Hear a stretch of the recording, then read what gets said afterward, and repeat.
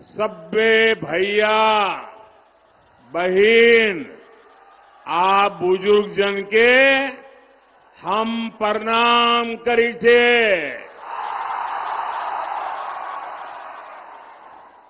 आय हम आहा सबके बीच प्रधान बन के नए आहा सबक बेटा भाई आप परिवार के सदस्य बन के आयल छे। साथियों, खड़गेश्वरी महाकाली, मां पूरनदेवी, मां कामाख्या, चौमुखी शिवलिंग महादेव, महामाया देवी, इन सभी दिव्य शक्तियों को नमन करते हुए मैं आप सभी जनता जनार्दन को प्रणाम करता हूं। ये सारे नौजवान बहुत सारे पेंटिंग बना करके ले आए हैं। जरा एसपीजी के लोग ये कलेक्ट कर लीजिए। ये जो बच्चे चित्र बना के लाए हैं, अगर पीछे आपका नाम पता होगा तो मेरी ऑफिस से आपको चिट्ठी मिल जाएगी। सब कलेक्ट कर लीजिए भाई, उधर भी सबसे कलेक्ट कर लीजिए और फिर आप आराम से बैठ जाइए, क्योंकि आप इतना हाथ ऊपर करके पूरा समय खड़े रहते हैं। आराम से बैठिए आप लोग। मेरे मन में एक सवाल है, मैं सारी माताओं बहनों को पूछूं क्या? मेरे मन में एक सवाल है, मैं पूछूं क्या? माताएं बहनें जवाब देंगी? ये मुझे बताइए बहनें, आप सुबह सुबह इतनी बड़ी संख्या में आई हैं, तो घर के लोगों को आज खाना मिलेगा क्या?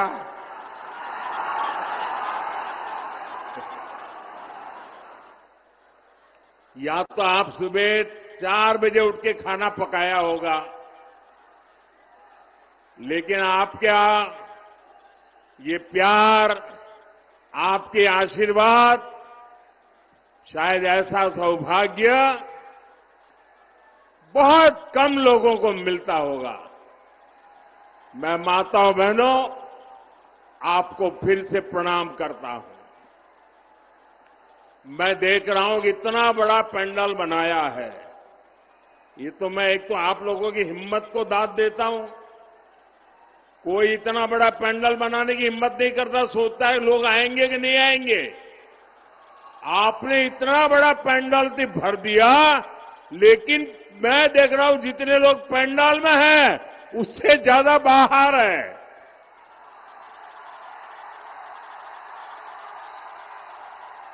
और जब मैं हेलीकॉप्टर से देख रहा था, बहुत बड़ी मात्रा में लोग पैदल चल करके आ रहे थे। वो तो शायद अभी पहुंचे भी नहीं होंगे। ये दृश्य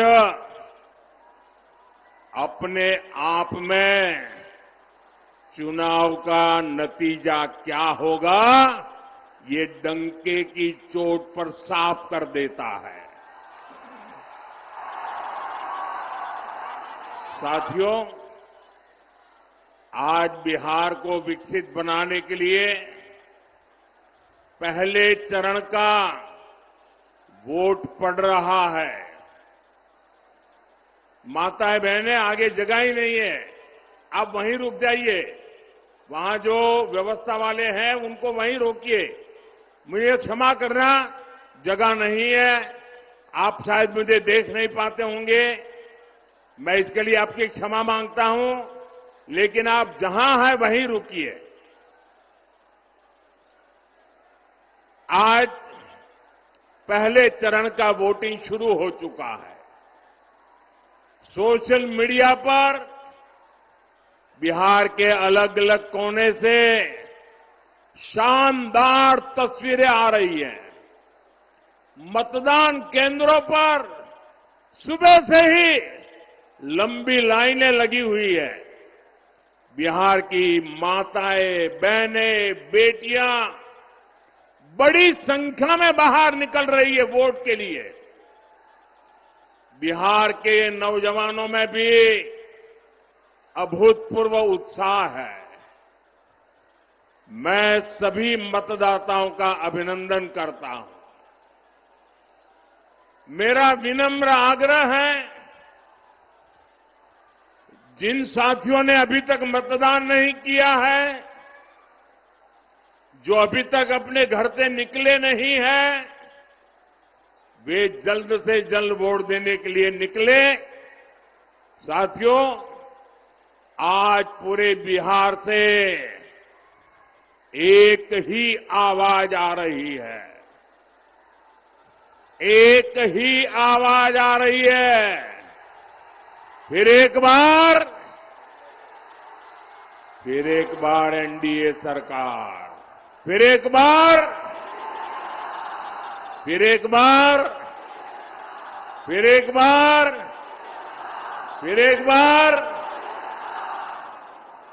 बार सुशासन सरकार। बिहार की इसी भावना के पीछे माताओं बहनों की उम्मीद है, नौजवानों के सपने हैं। और मेरे नौजवानों, ये मोदी की गारंटी लिख करके रखो। आपका सपना ही, मेरे नौजवान साथियों लिख करके रखो, आपका सपना ही मोदी का संकल्प है।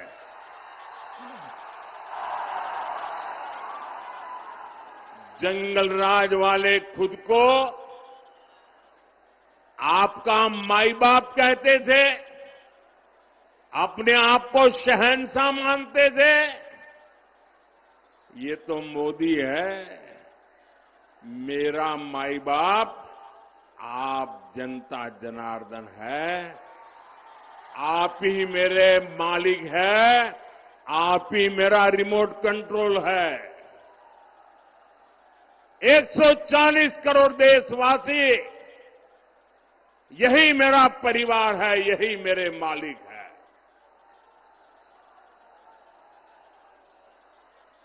मेरा परिश्रम,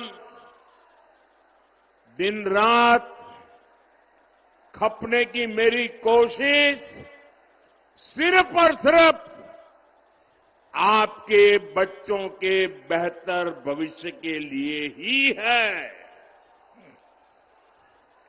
साथियों, आज मैं आपको आपके वोट की ताकत क्या होती है, कभी कभी हमको लगता है ना, हाँ मैं वोट दे के आया। ऐसा नहीं है। आपके वोट की बहुत बड़ी ताकत होती है। मैं आज आपको आपके वोट की ताकत बताना चाहता हूं। बताऊं आपके वोट की ताकत क्या है? बताऊं। देखिए, आपके दादा दादी, नाना नानी ने, इनके एक वोट ने बिहार को सामाजिक न्याय की भूमि बनाया था। लेकिन फिर 90 का दशक आया और बिहार पर आरजेडी के जंगल राज ने हमला कर दिया। और जंगल राज मतलब कट्टा, क्रूरता, कटुता, कुसंस्कार, करप्शन और कुशासन, ये जंगल राज की पहचान बन गए। और ये बिहार का दुर्भाग्य बन गया।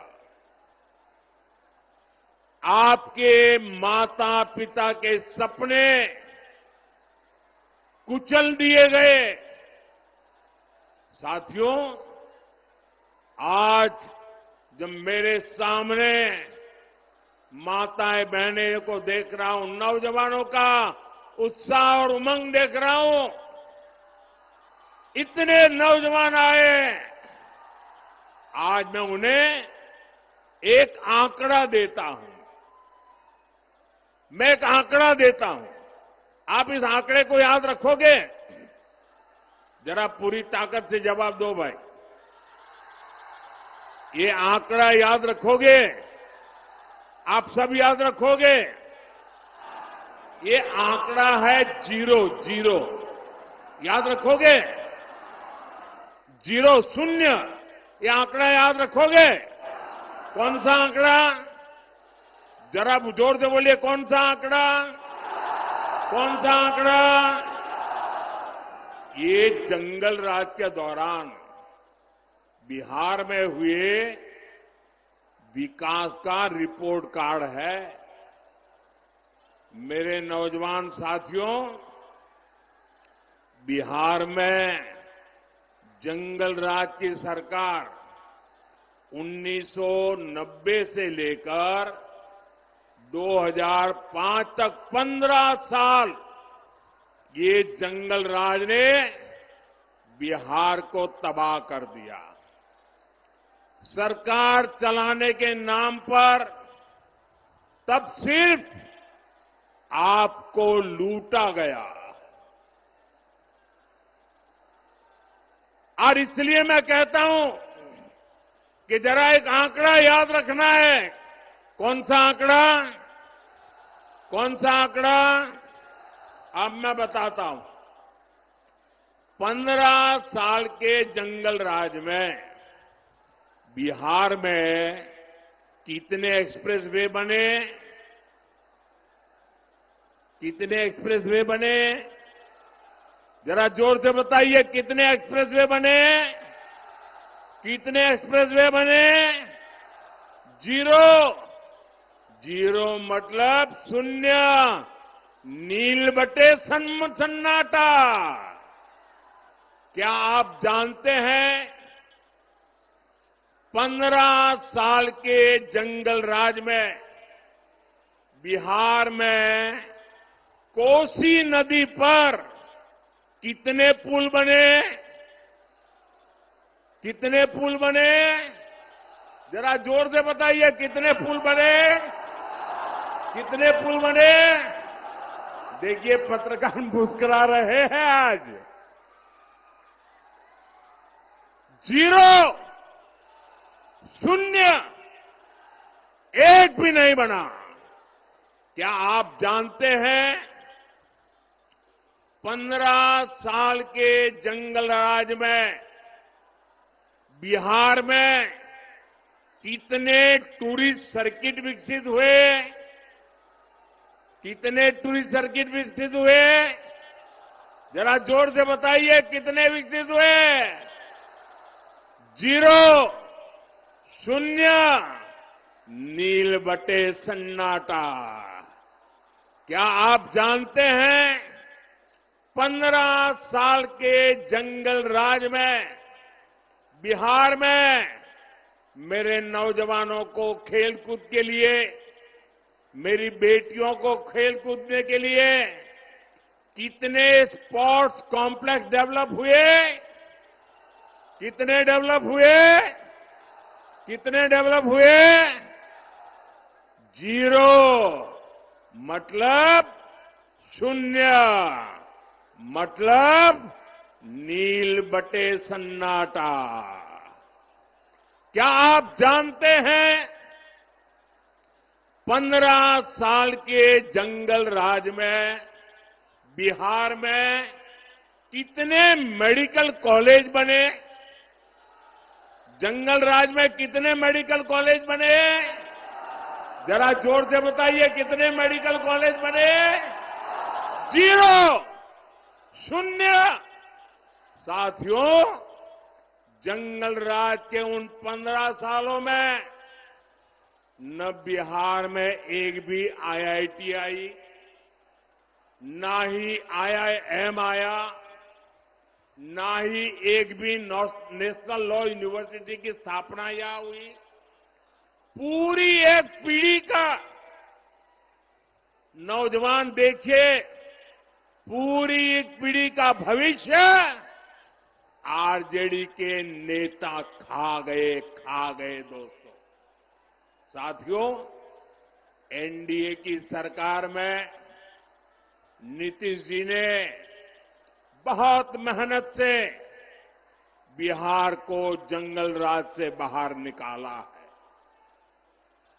2014 में डबल इंजन की सरकार बनने के बाद बिहार के विकास में नई तेजी आई है। पटना में आईआईटी खुली है, बोधगया में आईआईएम खुला है, पटना में एम्स खुला है, दरभंगा एम्स का काम तेज गति से चल रहा है।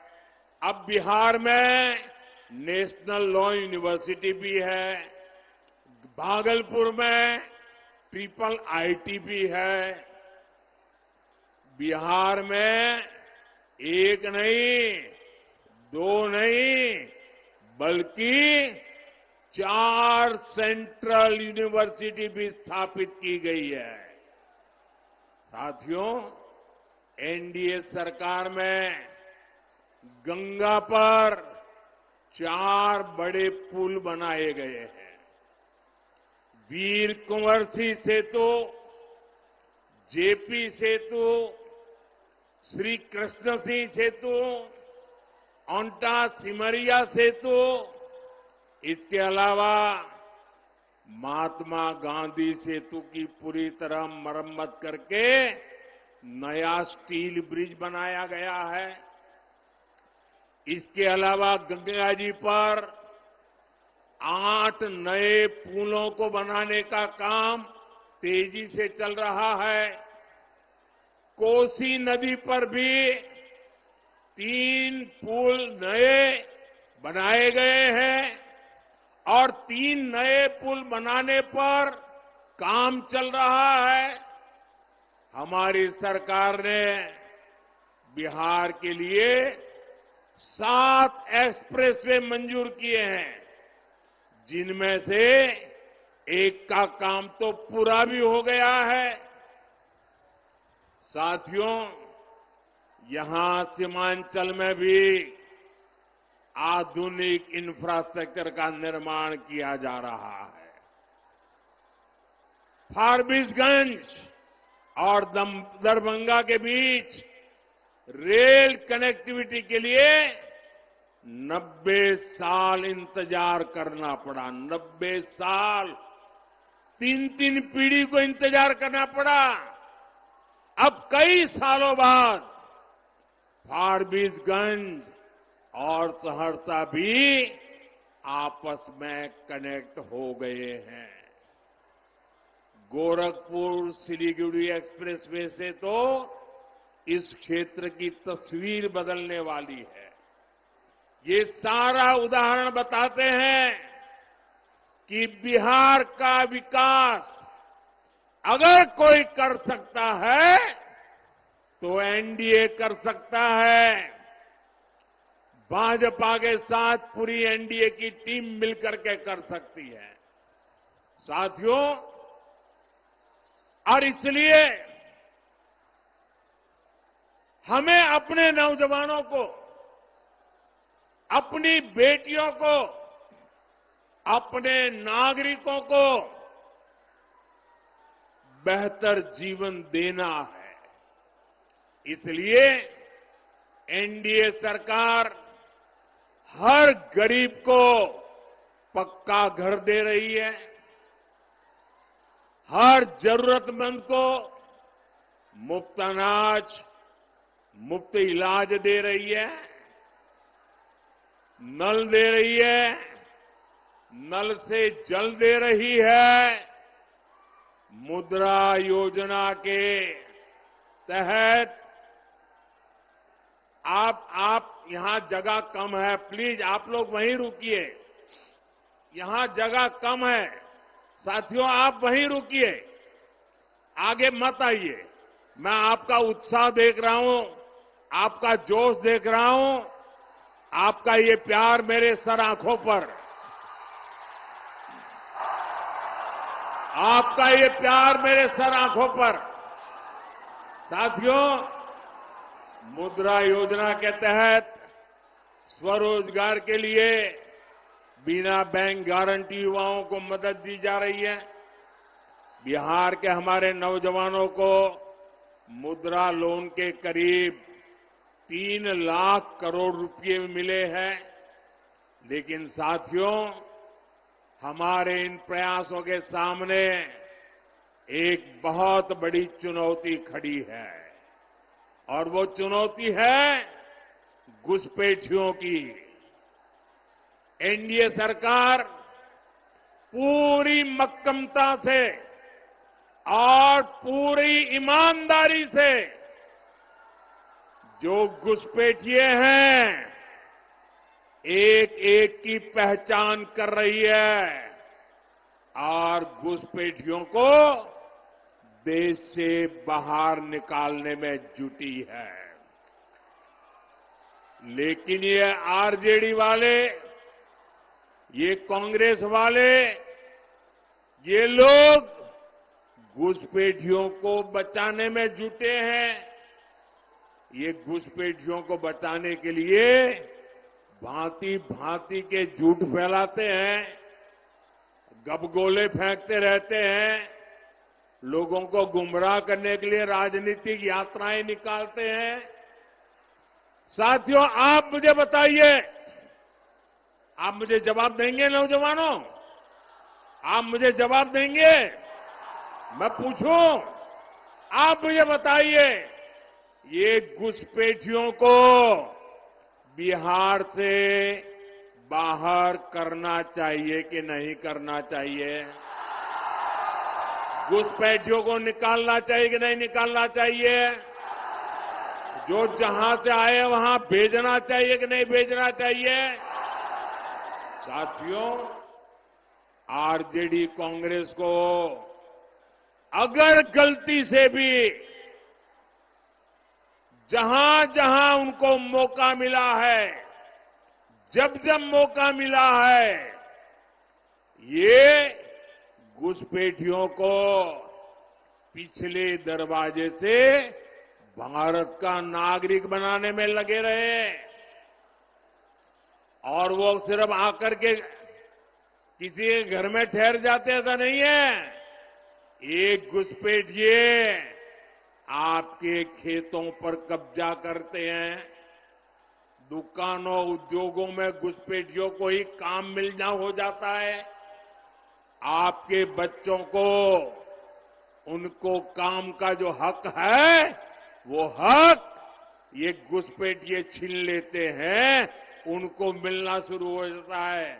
और इसलिए मेरे नौजवानों, मेरी माताओं बहनों, मेरे मुल्क के मालिकों, मुझे बताइए, ये घुसपैठिए जाने चाहिए कि नहीं जाने चाहिए? ये घुसपैठियों को हटाना चाहिए कि नहीं हटाना चाहिए? साथियों, घुसपैठियों का ठीक से हिसाब हो। आप मुझे बताइए, एक घुसपैठियों का हिसाब कौन कर सकता है? जरा बताइए, घुसपैठियों को कौन निकाल सकता है? एक घुसपैठियों को कौन निकाल सकता है? एक घुसपैठियों को कौन निकाल सकता है?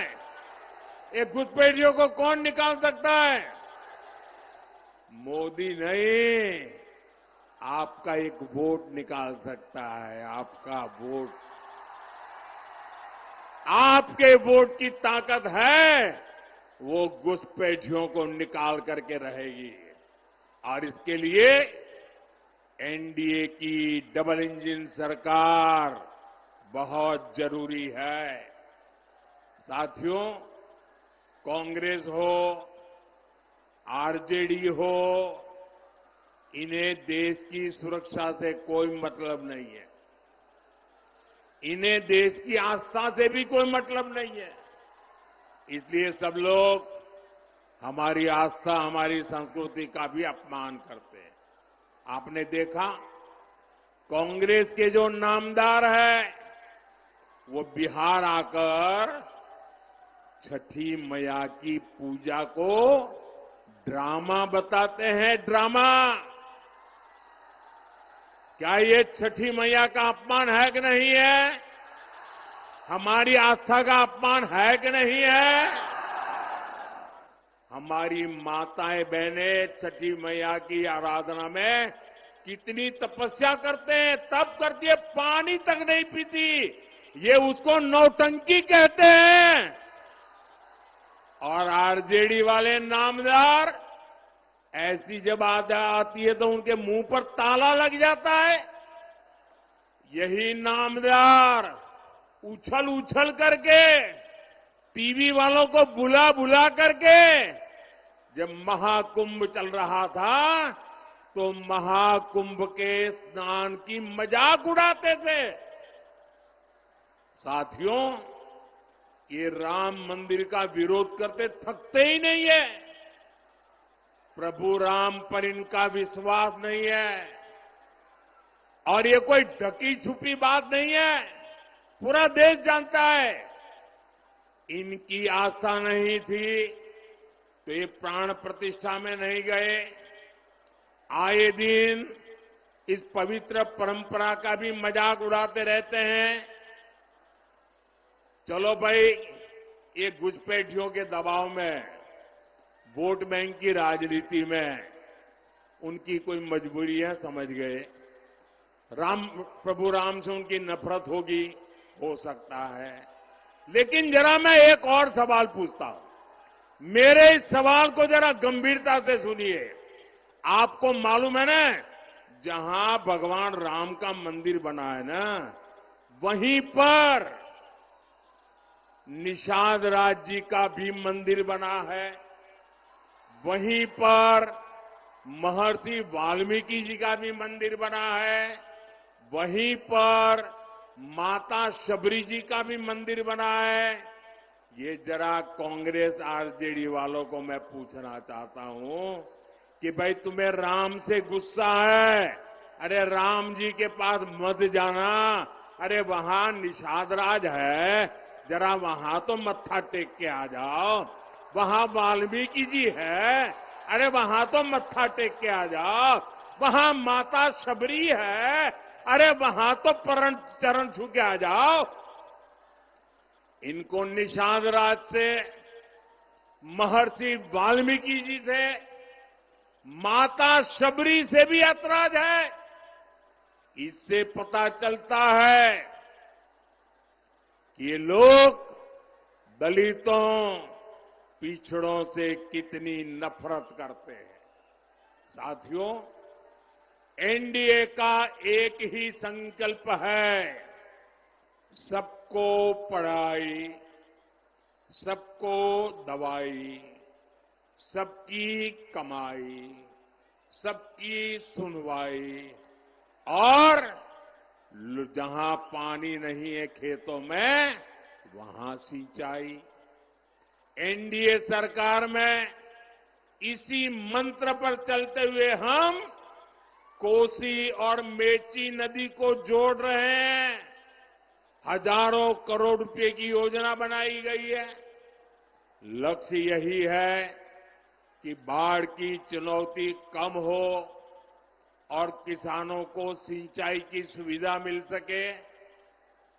साथियों, यहां बहुत बड़ी मात्रा में दाल उगाई जाती है। हमारी सरकार ने दलहन किसानों के लिए बहुत बड़ी योजना बनाई है। इससे दलहन किसानों को बहुत लाभ होगा। अब तो आपकी सेवा में नया राष्ट्रीय मखाना बोर्ड भी है। ये मखाना की खेती को नई बुलंदी देने वाला है। साथियों, यहां इस क्षेत्र में जूट की भी काफी खेती होती है। जूट किसानों के लिए जितना हमारा सरकार कर रही है उतना पहले कभी नहीं हुआ। आरजेडी कांग्रेस के दौर में एक समय ऐसा भी था जब जूट किसानों को 1 क्विंटल जूट के 1,000 रुपये भी नहीं मिलते थे। ये एनडीए सरकार है जिसने आपके हितों का ध्यान हमेशा रखा। आज 1 क्विंटल जूट एमएसपी 5,600 रुपये से ज्यादा हो गया चुका है। 5,600। उस समय 1,000 भी नहीं होता था।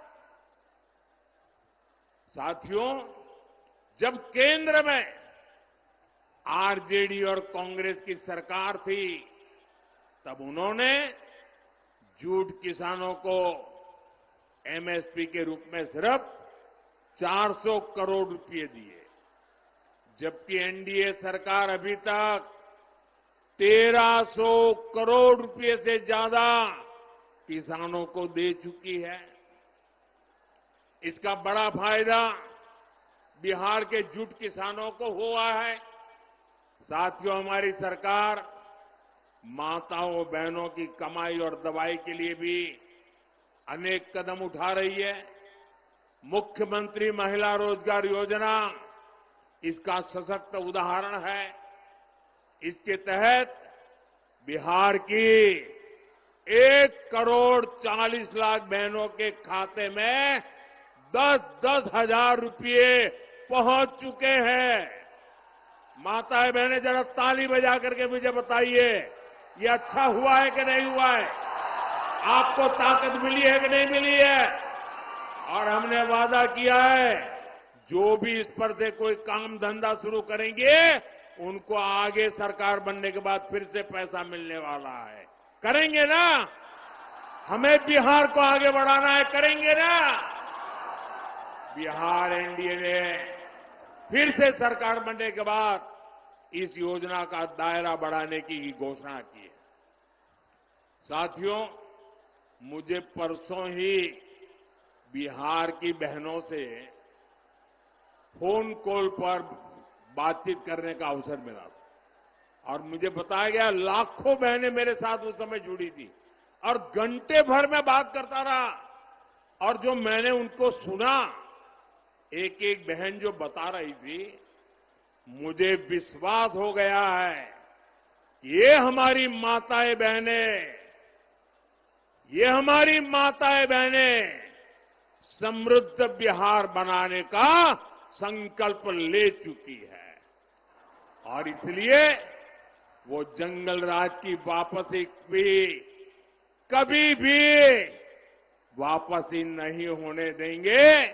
अब मेरा विश्वास और पक्का हो गया है।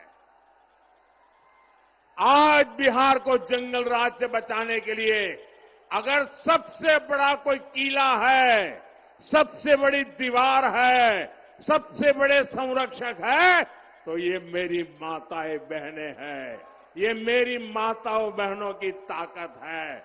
ये मेरी माताओं बहनों की जागरूकता है।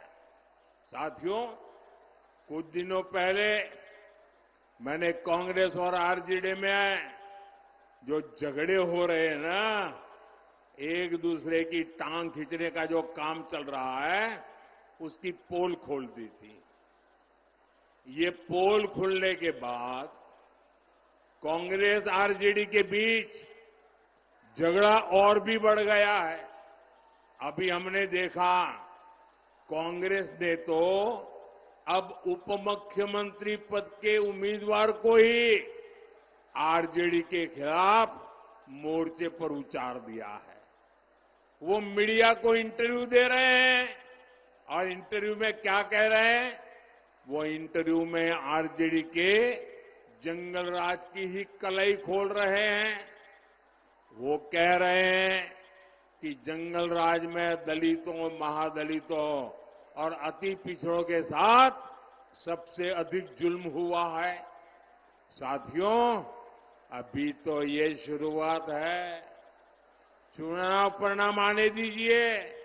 ये कांग्रेस आरजेडी के लोग एक दूसरे के बाल नोचने वाले हैं, एक दूसरे के।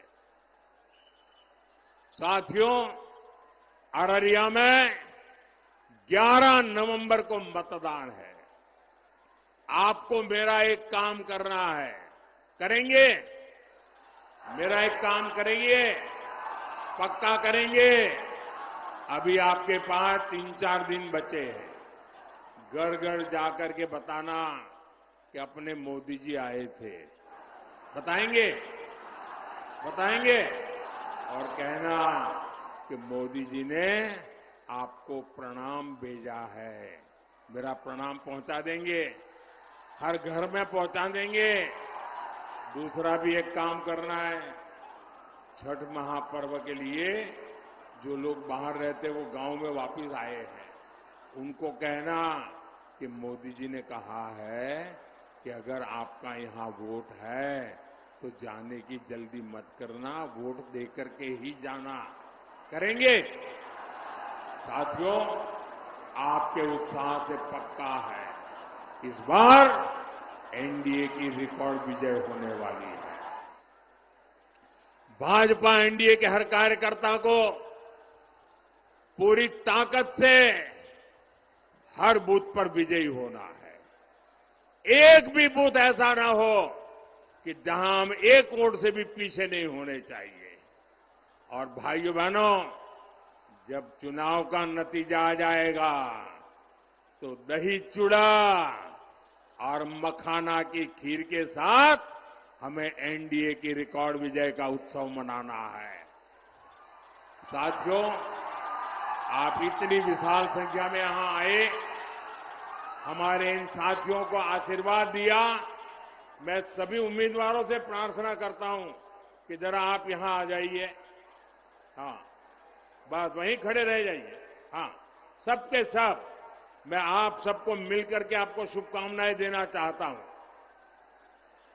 आप सब भारत मां की जय बोल करके इनको आशीर्वाद दीजिए। भारत माता की, भारत माता की, भारत माता की, भारत माता की। बहुत बहुत धन्यवाद।